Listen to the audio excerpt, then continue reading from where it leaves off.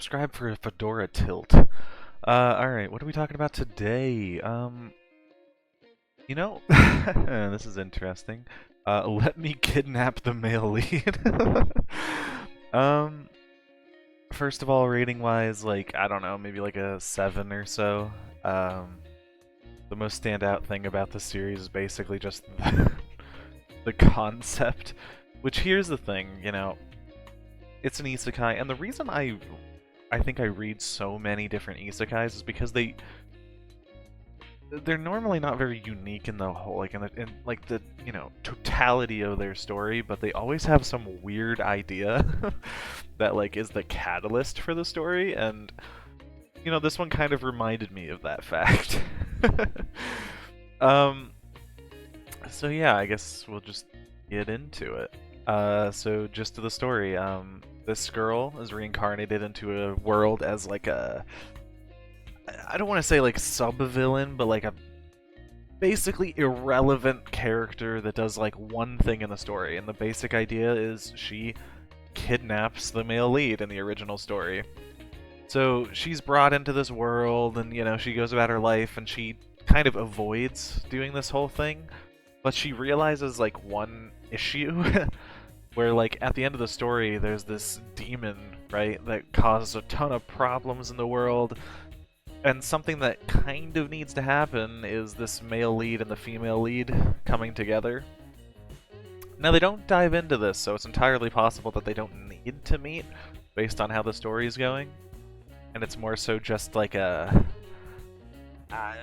reason for her to stick to the plan or whatever. So that's basically the idea. She ends up sticking to the plan, like, I have to kidnap the male lead, because if I don't, everybody's gonna die, right? It's not the most deep of stories or anything, and there's not. I wouldn't say it's super high quality, but the idea is fun. She has like superhuman abilities, but she can only use them for like 5 minutes, and then she gets extremely tired. It's kind of like a plot device just to get her to be able to kidnap them, and I don't even really... It's very weird, because there are times when she could use it, but she doesn't, so I'm not sure if they're trying to make it like a gag thing, but if it is a gag, I don't know how she's capturing people. So it kind of has to be real, but I don't know. A little weird. As far as other things go, there are some spoilery kind of things that I can get into, but I think they're mostly obvious. This character in particular. This guy is meant to be like the Grand Duke type, and he's like the first major interaction that we see, and the idea is basically he's super vain, and she's been like capturing people based on whether or not they're handsome, because the only thing that she knows is that the male lead is quote-unquote handsome. So she kind of just captures like any handsome guy that shows up, and then holds them for like a month, but like she treats them super well, to the point where like most of them appreciate it by the end, because she gave them like somewhere to live, it's really nice, food, anything that they need, and then they typically end up doing really well after they leave. So it's kind of like, yeah, she's kidnapping people, technically, but like they always come out better for it. So it's not like they hate her or anything. As a matter of fact, most of them like her. Like, this guy, and this guy, as well as her, actually. They're all captured by the female lead at some point, and they end up liking her just because she treats them so well. And she helps them out, and she's, very kind, even though she's doing this. Because in her head, I mean, she's not doing this because she, like, wants to. It's more so if she doesn't capture the male lead, the female lead and the male lead won't meet, and then, all hell will break loose. I do think it's a little silly that she can't have the thought process of, like, maybe I could just introduce the male lead to the female lead without doing all of that. Make this sort of love blossom in another way, so she doesn't have to, like, do this. It's definitely a bit of a gimmick. But I don't think it's, like, bad to have, like, a gimmicky series like that. I think it's fun still. As far as, like, character choices, the Grand Duke being as, like, vain as he is kind of fun. He's also not like that super cold-hearted type. He's actually a bit more like joking around. Like this is his sister, for example, and like he toys with her all the time, which is kind of funny. But it's more like it's not like it's more like brotherly toying, where it's like, you know, making fun of her when she's like embarrassed or whatever, which is, I don't know, it's kind of an interesting change of pace where it's not like some super cold-hearted guy. Like he seems to actually care about his sister and joke around like a brother would. This character is more of a Grand Duke type, you know, like the cold to everyone except for the female lead kind of character. This one's like that silly guy that has like that secret part of him that's a lot more serious and capable. This female character, she's like the original heroine. She is exactly how she looks. She's like the very stern female character that's like kind of taking the lead as like a male character. You know, she's breaking that boundary, right? Like she's like a, you know, she's the tough one and everything, right? So she ends up kind of forming an attachment to the main character because she thinks she's cute. I don't know. All their character dynamics aren't really unique, I would say, but that doesn't mean they're bad. I would say he's the most plain, you know, just like that basic Grand Duke stereotype, only kind to the person they like. The Grand Duke's kind of interesting. I like the idea that he's like super vain and everything, and that's kind of like a funny character trait, as well as like, you know, it's nice to see that he cares for his sister. This guy's just nothing. He's just like, I'm silly and I want to be with you and I'm really capable, and it's like, okay, you're a joke. She's not unique, but I like that archetype. I think it's a fun archetype to, you know, see like basically two people becoming close friends. I think that's kind of sweet. So overall, I think most of the characters are relatively likable. They're just not necessarily all stand out. Really, the only one that I would say super stands out is the Grand Duke. And then, of course, the basic idea of her kidnapping the male lead to set the story in motion. Now, I will say, even that idea is not necessarily unique. If we look back at like other story progressions, I mean, typically there have been stories similar to this where, you know, you start the story, they realize like, oh, I play some role in bullying the main character or something, and I need to like make up for that role to move on to the next point.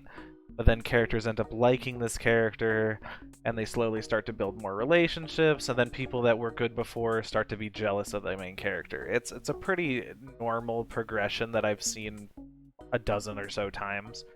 I will say, like, the catalyst of, like, you know, number one, she lived in this world through the entire lifetime. It wasn't like she was just brought here after, you know, reaching a certain...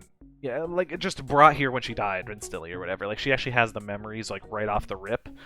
So that adds some elements to it. We get the whole tragic backstory thing. It's pretty typical. But I do think it's, like, it's not pushed in our face, so it's actually kind of well done. Also, I don't know, although it's a little silly that she hasn't tried to think of any other method of getting the two characters together, I will say the idea of, like, kidnapping the male lead is kind of interesting. Haven't really heard that one before. Also, like, her just having superhuman abilities for some reason is kind of silly. I don't know. It definitely feels like it's kind of trying to be, like, funny, but also having, like, those serious moments. It's like some sort of weird, funny, serious blend. Which I think is a little weird. I'm not going to lie. It's definitely like a strange combination of these two.